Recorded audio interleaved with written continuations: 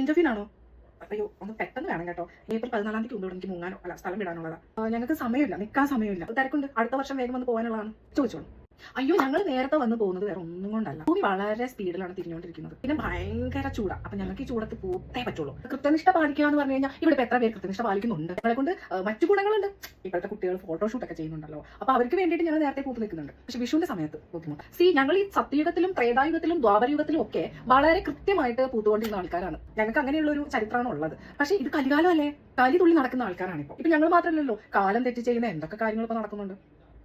ഇപ്പോ ഞങ്ങളുടെ അടുത്ത് മറ്റു പല പൂക്കളും ചെടികളും പരാതി പറയുന്നുണ്ട്. എന്തുകൊണ്ട് അവരെ വിഷുക്കണിക്ക് വെക്കുന്നില്ല എന്ന്.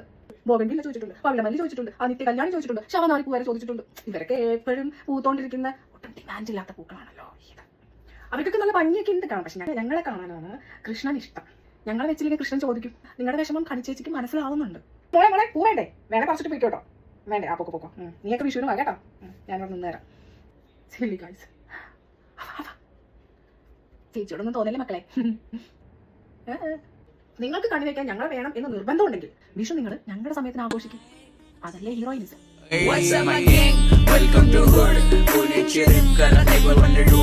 ചേച്ചിയോടൊന്നും തോന്നല്ലേ മക്കളെ.